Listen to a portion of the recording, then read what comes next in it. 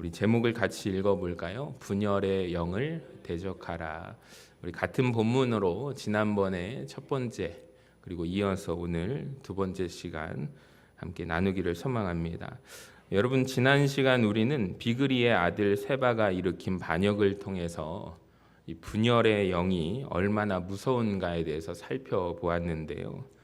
그러니까 우리를 대적하는 사탄 마귀는 언제나 하나님 나라를 무너뜨리기 위하여 사용하는 방법이 분열이라는 방법을 사용합니다.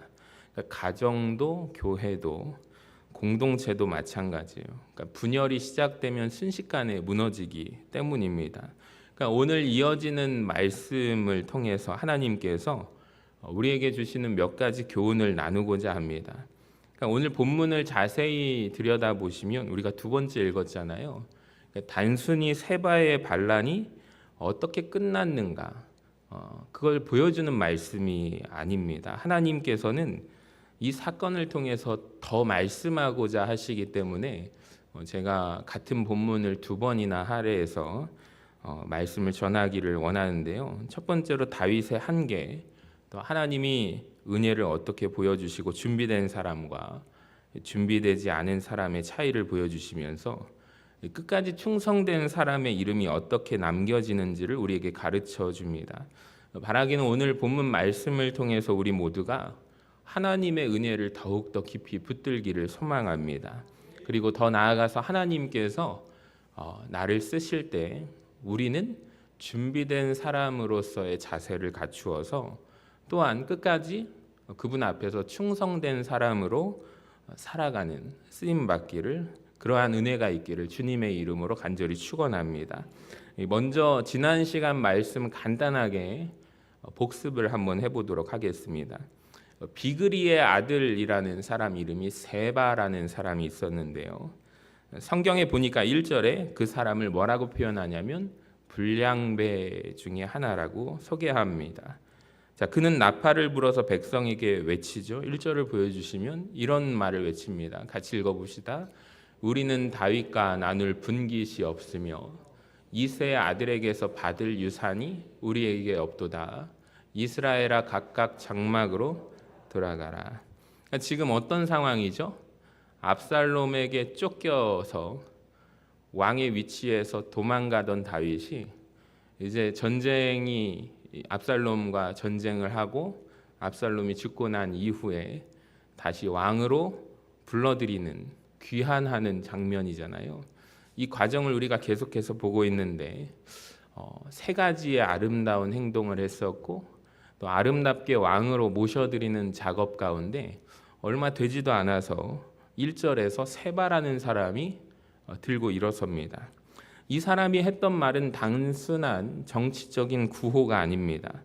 그러니까 하나님께서 세우신 왕을 반역하는 반역의 선언이거든요. 그러니까 압살롬의 반역이 실패한 지 얼마 안 됐는데도 또다시 어리석은 백성들은 세바를 향해서 따라가게 되죠. 그러니까 이것을 통해서 우리는 깨닫게 되어 사람의 마음이라는 것이 얼마나 쉽게 흔들리는가를 우리는 볼 수가 있습니다. 그러니까 우리가 늘 여러분 기도해야 할 것이 뭐냐면 우리 교회 안에서도 분열의 영을 경계하자. 제가 지난 시간 말씀드렸습니다.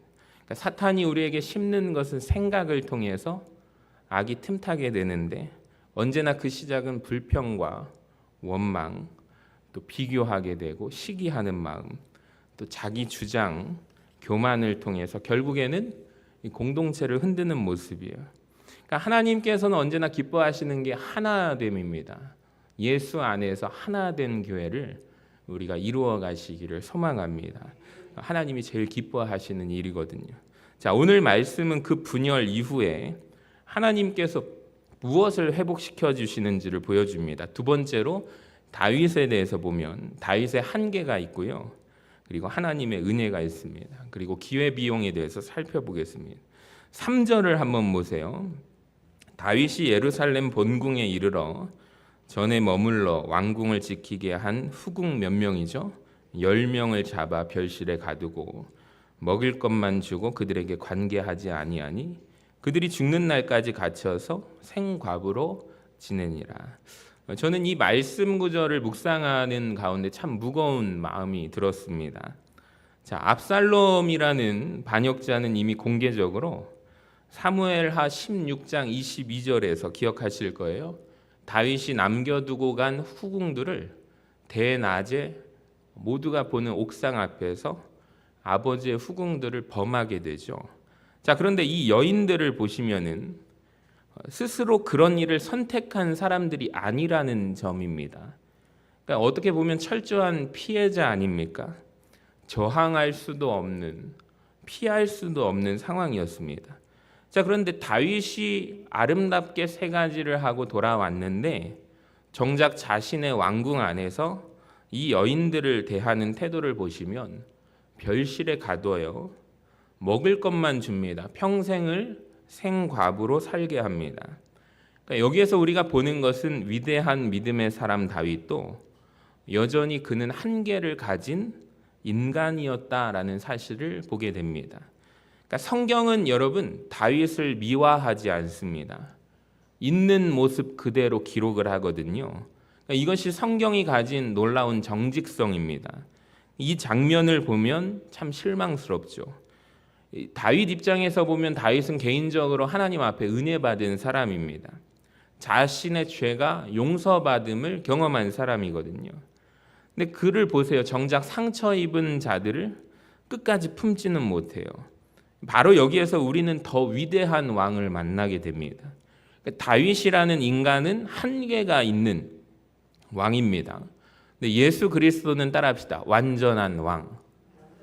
우리 예수님은 완전한 왕이 되십니다. 자, 그래서 저는 이 장면을 읽을 때마다 자연스럽게 떠오르는 구절이 호세아서의 말씀인데요. 호세아서에 보면 하나님께서 음란한 여인 고멜을 향하여 이렇게 말씀하시죠. 3장 1절을 보세요. 여호와께서 내게 이르시되 이스라엘 자손이 다를 신을 섬기고 건포도 과자를 즐길지라도 누가 사랑한대요? 여호와가 그들을 사랑하나니 너는 또 가서 타인의 사랑을 받아 음녀가 된 그 여자를 사랑하라 하시기로. 그러니까 세상의 왕은요 더럽혀진 사람을 버립니다. 그런데 하나님은요 더럽혀진 사람을 다시 데려오라고 말씀하세요. 여러분 이것이 복음입니다. 우리 역시 마찬가지예요. 세상과 버타여 살아왔던 사람들이에요. 야고보서에서 야고보 사도는 세상과 벗된 것이 하나님과 원수됨이라고 말합니다. 그러니까 영적으로 우리가 본다면 우리 모두는 하나님 앞에서 어떤 자들이에요? 신실하지 못했던 사람들입니다. 그렇다고 해서 하나님께서는 우리를 버리지 않으셨어요. 그러니까 죄를 지었다고 해서 가두지 않으십니다. 실패하고 무너졌다고 해서 포기하지 않으십니다. 예수 그리스도의 십자가를 통하여 다시 하나님의 자녀로 우리를 불러주시는 거예요. 여러분 이것을 생각해 보면 얼마나 감사한 은혜를 경험한 사람들입니까? 아론을 기억하실 것입니다. 아론은 우선 그는 성경에서 금송아지 우상을 만들었던 장본인입니다. 하나님 앞에서 그는 우상 숭배를 본인뿐만 아니라 모든 백성들을 그 앞에서 절하게 하고 우상을 섬기게 한 장본인입니다. 하나님께 도저히 용서받을 수 없는 죄를 범한 사람입니다. 근데 여러분 보세요. 하나님은 아론을 버리지 않으십니다. 오히려 그를 축복하사 대제사장의 직분을 감당하게 하시죠. 왜 그럴까요? 그러니까 용서받은 사람이 용서의 통로가 되기 위함입니다. 그러니까 자신이 얼마나 큰 죄인인지 아는 사람만이 다른 사람의 죄까지도 품을 수 있기 때문입니다. 이 다윗도 마찬가지잖아요. 간음죄, 살인죄를 진 사람이 다윗이잖아요. 엄청난 죄를 범했습니다. 근데 회개할 때 하나님 앞에서 회개할 때 하나님은 그를 다시 사용하십니다. 그러니까 오늘 우리가 이 자리에 있는 것도 마찬가지예요. 하나님의 두 번째 은혜 때문이에요. 그러니까 우리 모두가 두 번째 기회를 받은 사람들이거든요. 근데 여기에서 끝나면 안 될 것 같습니다. 이 본문을 자세히 보시면 또 하나 중요한 사실이 있어요. 다윗이 후궁 10명을 잃었지만 이후에는 그의 발걸음 속에 이제는 더 이상 여자 욕심을 내지 않는다는 데 있습니다. 이게 저는 굉장히 중요한 포인트라고 생각을 해요. 지금까지 우리가 사무엘서를 읽어오면서 우리가 다윗이 가진 큰 약점 중에 하나가 무엇이었습니까? 여자 문제가 있었음을 계속 보았습니다. 헤브론에서도 여러 아내를 맞이하게 되잖아요. 예루살렘에서도 계속 아내와 후궁을 늘려갑니다. 결국에 밧세바 사건까지 이르게 된 거예요. 그런데 보세요. 오늘 이후에는 더 이상 새로운 여인들을 취하지 않습니다. 물론 어떤 분들은 수냄 여인 아비삭이 있는데요 라고 하실 것입니다. 근데 성경에 분명하게 기록이 되어 있는데 열왕기상 1장 4절에 왕이 잠자리는 같이 하지 아니하였더라. 그러니까 다윗의 노년의 신하들이 보살피기 위하여 수냄 여인 아비삭을 드리게 되었음을 알게 됩니다. 그러니까 다윗이 깨달은 것이 하나가 있어요. 엄청난 고난을 통해서 하나님의 말씀에 대해서 비로소 그가 깨닫게 되는 거예요. 신명기에서 하나님께서는 왕을 세운다면 왕이 지켜야 할 것에 대해서 말씀하시고 명령하셨습니다. 신명기 17장 16절 보시면 같이 읽어볼까요? 그는 병마를 많이 두지 말 것이요 아내를 많이 두어 그의 마음이 미혹되게 하지 말 것이며. 그러니까 다윗은 이것을 인생의 마지막에 늦게 깨달은 거예요. 암논의 죽음이 있었고 압살롬의 반역이 있었습니다. 여러 후궁들을 드리고 그 가운데서 자녀들을 많이 얻었잖아요. 근데 결국에 축복된 가정을 이룬 것이 아니라 수많은 눈물과 고통의 골짜기를 지나가고 겪고 나서야 하나님의 말씀이 정말 옳았구나 그것을 깨닫게 되는 것입니다. 그러니까 죄를 지었으면 반드시 대가를 치르게 됩니다. 회개하면 용서를 받지만 여러분 그가 남긴 상처와 죄로 인한 상처와 기회비용은 그대로 남는 경우가 있어요. 이스라엘도 마찬가지 아닙니까? 구약에 보면은 이스라엘이 끊임없이 하나님 앞에서 범죄하는 게 무슨 죄를 지어요? 반복된 죄가 따라합시다. 우상숭배. 이들이 우상숭배의 죄를 지어요. 하나님께서 축복하신 약속의 백성이 하나님의 말씀대로 살아갈 때 너희는 택하신 족속이요 하나님의 나라의 자녀다라고 했는데 세상이 가나안 땅, 약속의 땅, 하나님께서 인도하신 그 땅에 들어가니까 너무 세련됐거든요. 너무 화려하고 유혹이 많고 근데 거기에 심지어 자기들의 신앙심을 장자, 큰 아들을 신에게 바치기까지 하는 거예요. 이들이 가서 뿅 갑니다. 야, 우리도 잘 믿는다고 생각했는데 저렇게까지 신 앞에서 자기 자녀를 바쳐? 나도 해야지. 그들이 물들어가는 거예요. 세상과 타협하는 거예요. 세상의 것을 눈으로 보고 조심하는 것이 아니라 하나님과 맞바꿀 정도로 하나님이 그 자리에서 내려오고 최고의 신으로 바알신, 아사렛 신을 그들이 앞서서 섬기는 우상숭배의 죄를 짓게 됩니다. 결국에 어떻게 되죠? 하나님께서 세우신 나라가 무너지고 바벨론 포로 생활을 경험한 이후에는 더 이상 우상숭배가 반복되지 않습니다. 그러니까 경험하게 된 거죠. 피눈물 흘리고 나라를 빼앗기고 나서야 하나님의 말씀의 소중함을 깨닫게 됩니다. 사랑하는 성도 여러분, 우리도 마찬가지예요. 말씀이 선포될 때 돌아오는 사람이 복 있는 사람임을 믿으시기를 바랍니다. 하나님의 음성 앞에 순종하는 저와 여러분 되시기를 주님의 이름으로 간절히 축원합니다. 저는 오늘 본문을 통해서 또 한 가지를 묵상을 했어요. 두 사람을 비교할 건데 아마사와 요압이라는 인물에 대해서 생각해 보았습니다.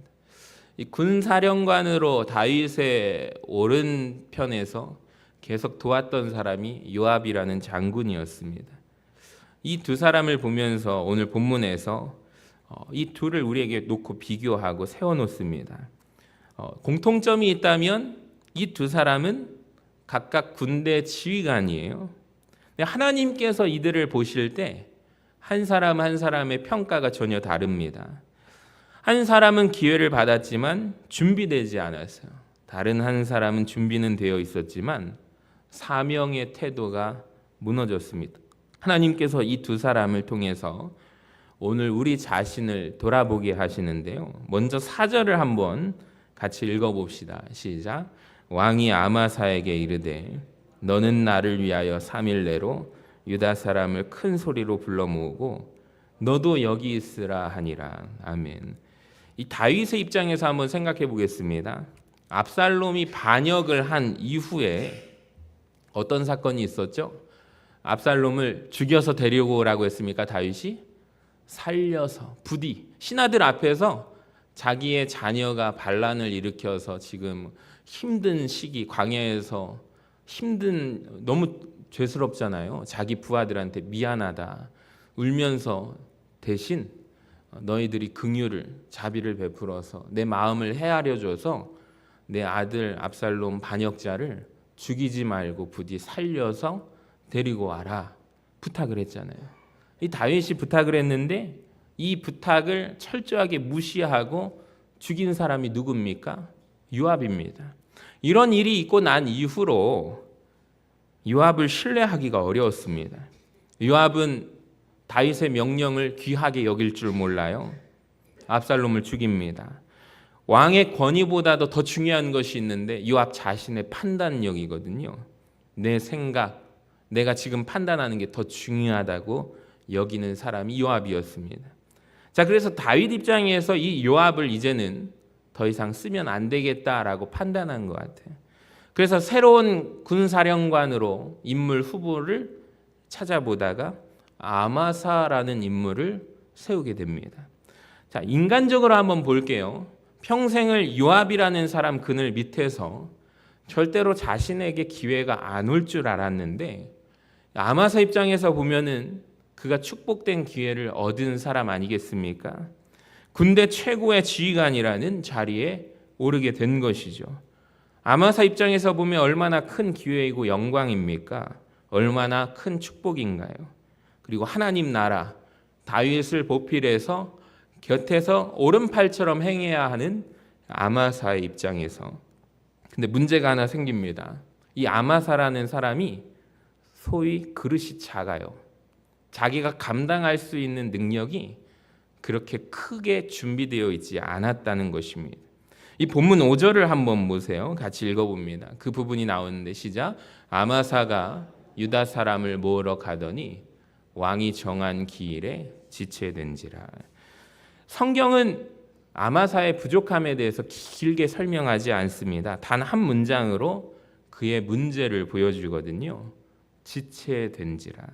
그러니까 왕은 3일 안에 군사를 모으라고 했어요. 이것이 다윗이 아마사에게 부탁한 명령입니다. 한 문장으로 그의 문제를 보여줍니다. 다시 한번 보여주세요. 그 구절을. 끝에 뭐라고 되어 있죠?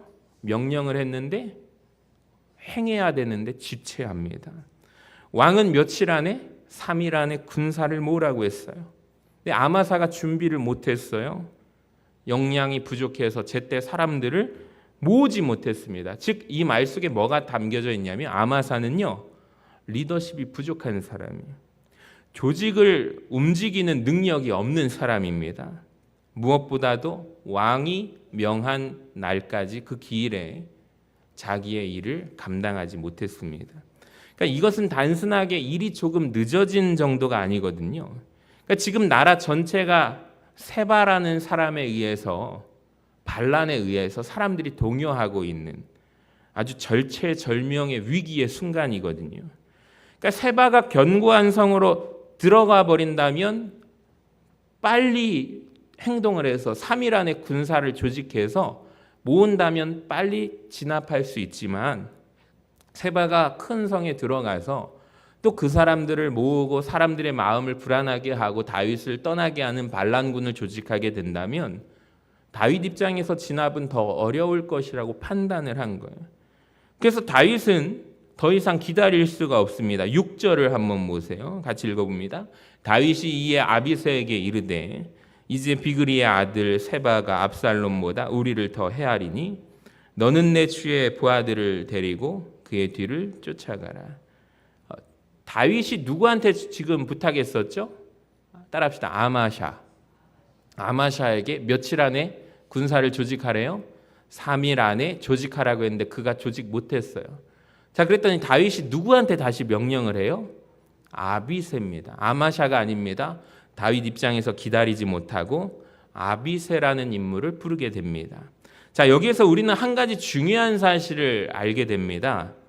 하나님께서 기회를 주시는 것과 그 기회를 끝까지 감당하는 것은 다른 문제예요.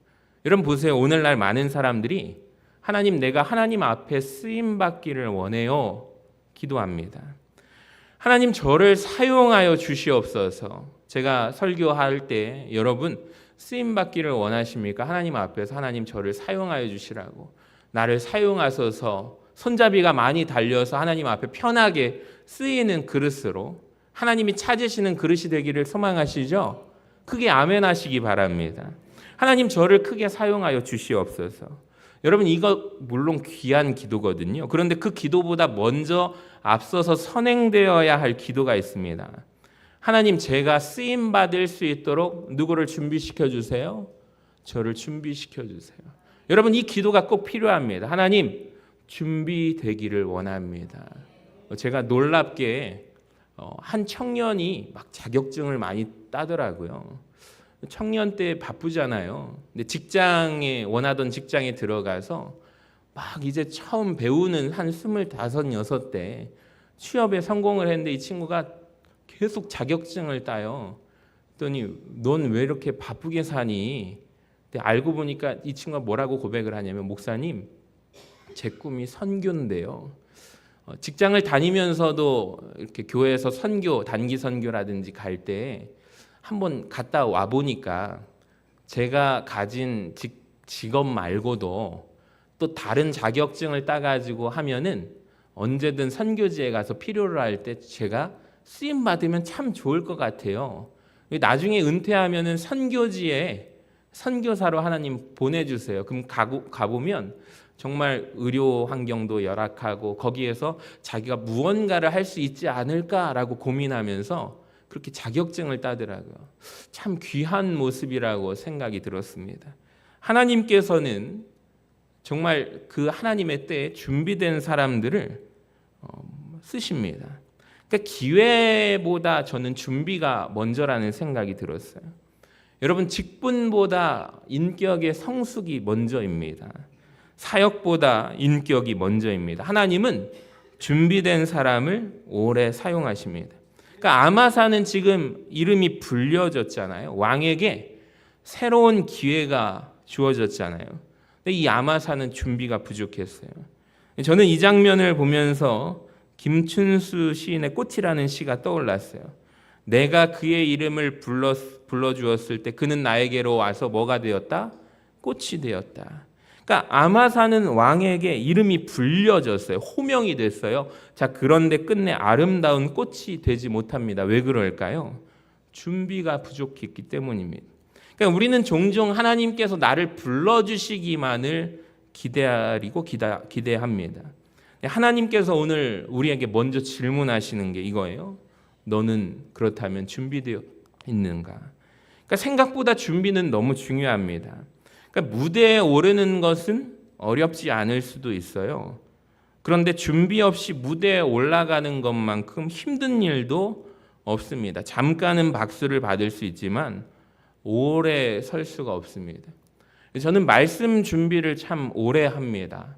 여기에 강단에 서는 것에 되게 어렵다는 것이 알기 때문입니다. 근데 부목사 때부터 훈련했던 게 원고 설교거든요. 예전에 그 학교 학부 때 미니 수첩에다가 설교를 이렇게 딱 적어가지고 50분 이상을 설교하는 선배를 본 적이 있어요. 그 선배하고 대화를 하면서 형은 어떻게 그렇게 능력이 대단해요? 50분 동안 어떻게 설교를 해요? 제가 작성해 보니까 15분 이상 하는 것도 15분이 뭡니까? 8분 하는 것도 막 어렵고 힘들더라고요. 또 어린이들 앞에서 설교를 해보니까 애들은요 금방 집중력이 사라지면 눈빛이 풀려버려요. 막 그리고 이제 다른 짓을 하면 그 앞에서 여러분 얼마나 설교하기 어렵다는 거 아십니까? 근데 이분은 세상에 학생들 앞에서 어른들 앞에서 50분 설교를 하는데 설교문도 없대요. 그냥 미니 수첩에다가 1, 2, 3, 4, 5 해가지고 자기는 그렇게 설교한다는 거예요. 근데 대화를 하다가 제가 놀랍게 깨달은 사실이 하나 있는데, 만약에 형 재방송하라고 하면 할 수 있어요? 못하지 그러더라고요. 아, 이건 아니다. 이건 아니다.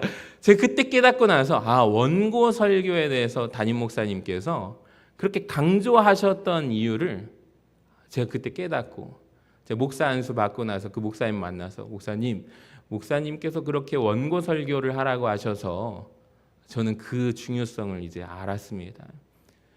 여러분 설교도 하다 보면요, 설교자도 오해하는 게 하나님 말씀을 받아서 전달하는데 때로는 바빠요. 교회 일뿐만 아니라 또 노예에서 일도 하고 하면은 바쁘기도 해요. 설교 준비 시간이 정말 촉박한 시간에 완성되지 못한 채로 올라간 경험을 저도 해본 적이 있거든요. 근데 저를 알아요. 성도님들도 아실 거예요. 근데 누구보다도 하나님이 아실 거예요. 말씀으로 씨름하면서 준비하는 것이 얼마나 소중한 것이 알기 때문에, 예전에 김관식 선교사님 오셨을 때 제가 그 인도자 멘트까지 드리거든요. 그래서 목사님 여기 오시면 이렇게 주보를 보고 성경책 찾는 시간이 좀 불편하니까, 근데 보시고 목사님 아니 매주마다 이렇게 뽑으세요. 그래서 저 모든 예배 때마다 뽑거든요. 그게 왜 그러냐면 사람은 부족하기 때문에 실수하기도 합니다. 기도하면서 그 모든 것을 준비하고 제 자랑이 아니라 하나님 앞에 어떻게 서야 하는 자세에 대해서 말씀드리고 싶은 거예요. 여러분 예배를 준비하고 우리 찬양단 모든 과정 가운데 여러분 준비가 되시기를 바랍니다. 그냥 갑자기 서는 것 아닙니다. 하나님 앞에서 아마 우리 윤성찬 청년도 멘트라든지 다 적을 거라고 저는 생각을 해요. 기도로 준비할 것입니다. 그냥 허투루 하는 게 아니거든요. 기도하면서 인도자들이 컨티 짜고 기도하면서 한 주간을 준비하는 거예요. 여러분 우리가 지금은 따라합시다. 준비하는 시간. 지금은 준비하는 시간이에요. 하나님이 아직 나를 크게 위대하게 사용하지 않았다면 어쩌면 그것은 지금 준비할 시간을 허락하시는 은혜인지도 모릅니다. 그러니까 준비된 사람은 결국에 하나님이 쓰시고 그를 높이시게 됩니다. 근데 아마사와 반대로 또 한 사람이 있어요. 요압이라는 사람이. 여러분 이 요압은요, 제가 이 사람을 표현할 때 아마샤는 준비가 안 된 사람이었지만 요압은 준비된 사람입니다. 실력도 있어요. 아실 것입니다. 전쟁도 잘합니다. 나가기만 하면 승리하고, 때로는 왕이 판단력이 흐려질 때 압살롬을 데리고 왔던 판단력도 뛰어난 아주 그 사람입니다. 위기 상황에서 누구보다 재빨리 움직이죠. 근데 그의 가장 큰 문제는 뭐냐면 실력은 뛰어나지만 그의 태도가 문제였다는 거예요. 본문 8절부터 10절을 보세요. 요압은 아마사를 평안하냐라고 하면서 평안한 척하면서 그를 맞이합니다. 근데 9절을 보세요. 같이 읽어봅니다. 요압이 아마사에게 이르되 내 형은 평안하냐 하며 오른손으로 아마사의 수염을 잡고 그와 입을 맞추려는 체하며. 자, 그런데 바로 그 순간 10절에 요압이 칼로 그의 배를 찌르매 그의 창자가 땅에 쏟아지니. 그러니까 얼마나 잔인한 모습입니까? 겉으로는 형제여 인사하는 모습이지만 속에는 품에는 칼을 품고 있었습니다. 그러니까 요압은 언제나 이런 사람이었어요. 자기의 자리를 위협하는 사람이 나타나면 반드시 제거합니다. 아브넬도 죽였죠. 압살롬도 죽였습니다. 이제는 아마샤도 죽입니다. 왕이 임명한 군대 장관을 죽입니다. 왜 그럴까요? 이유는 한 가지. 왕이 자기의 이름을 부르지 않고 누구를 지명해요? 아마샤를 불렀기 때문입니다. 왕은 아마샤를 세웠는데 요압은 그 사실을 받아들이지 못하죠. 인정하지 못해요. 여러분 이것이 인간 요압의 가장 큰 문제점입니다. 그는 왕보다 자기 자리를 더 사랑한 사람이에요. 그러니까 하나님의 사람은 부르실 때 나아가야 합니다. 그리고 부르시지 않을 때 기다릴 줄도 알아야 합니다. 그러니까 사명의 사람은 순종합니다. 근데 욕심의 사람은 언제나 자기 차례를 만들어내요. 요압은 준비된 사람이었지만 기다리지 못해요. 실력은 있으나 순종하지 못해요. 자, 반대로 아마샤는 순종하려 했지만 준비가 부족했습니다. 하나님께서 오늘 우리에게 두 사람을 보여줌으로 무엇을 가르치시냐면 저는 균형에 대해서 가르치신다고 생각을 해요. 여러분 준비가 되어 계십니까? 그게 다가 아닙니다. 순종할 줄도 알으셔야 합니다. 열심만 있다고 되는 게 아니거든요. 실력도 준비되어야 합니다. 그러니까 준비와 순종이 함께 간다면 하나님께서 그 사람을 반드시 귀하게 사용하실 것입니다. 사랑하는 성도 여러분, 아마샤처럼 준비 없이 기회를 맞이하지 마시기 바랍니다. 요압처럼 실력은 있지만 교만해서 자기 뜻대로 행동하는 사람이 되지 마시기 바랍니다. 주님이 부르신다면 기쁨으로 순종하고, 아직 부르시지 않았다면 묵묵하게 준비되는 사람이 되시기를 바랍니다. 그러한 사람을 하나님께서는 가장 아름답게 그리고 가장 오래 사용하시는 줄로 믿습니다. 이 마지막으로 제가 묵상한 부분은 사무엘하 20장 마지막 부분인데요. 세바라는 사람의 반역이 끝났습니다. 근데 이 내용의 마무리가 조금 의외로 마무리가 됩니다. 여러분, 우리가 보통 반란군이 일어났습니다. 그들을 진압했습니다. 자, 그렇다면 저 같으면 오늘 사무엘하 20장은 이렇게 마무리 지었을 거예요. 반란군을 진압한 후에 그 후에 이스라엘이 평안해졌도다. 여러분, 이렇게 적지 않겠습니까? 근데 성경은 굳이 다윗 왕국의 관리의 명단을 기록을 해요. 23절부터 26절을 한번 우리 길지만 읽어봅시다. 시작. 요압은 이스라엘 온 군대 지휘관이 되고 여호야다의 아들 브나야는 그렛 사람과 블렛 사람의 지휘관이 되고 아도람은 감역관이 되고 아일롯의 아들 여호사밧은 사관이 되고 스완은 서기관이 되고 사독과 아비아달은 제사장이 되고 야일 사람 이라는 다윗의 대신이 되니라. 아멘. 처음 이 말씀을 읽으면 갑자기 왜 이 명단이 나올까라는 생각이 듭니다. 근데 여러분, 성경은 단 한 구절도 이유 없이 기록되지 않아요. 그러니까 하나님께서는 이 명단을 통해서 우리에게 중요한 사실을 보여주고 있거든요. 영적인 교훈을 주십니다. 그러니까 이 명단을 이해하려면 같이 보아야 할 본문 말씀이 사무엘하 8장이거든요. 다윗 왕국이 세워질 때 초기의 관리 명단과 비교해 보셔야 합니다. 나중에 한번 읽어보시고 제가 간단하게 하면 거의 같은 명단이 사무엘하 8장에도 나옵니다. 근데 자세하게 비교를 해보면 8장과 오늘 본문 말씀 20장과 비교해 보면 그대로 남아있는 사람들의 이름도 있고 사라진 사람들의 이름도 있고 새롭게 등장한 사람들의 이름도 있습니다.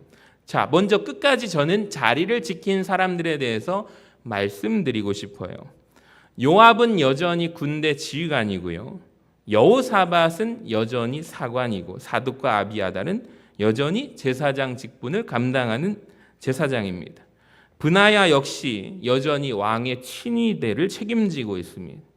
지금 어떤 상황이냐면 8장에서 20장으로 올 때 압살롬의 반역이라는 이 전쟁의 바람이 한바탕 불고 간 시점입니다. 압살롬의 반역이라는 거대한 폭풍이 지나갔고요. 또 지금 세바의 반역이라는 폭풍이 지나갔습니다. 수많은 사람들이 이 폭풍이 지나갈 때 흔들리고 넘어졌어요. 자, 그런데 어떤 사람은 여전히 그 자리를 지키고 있습니다.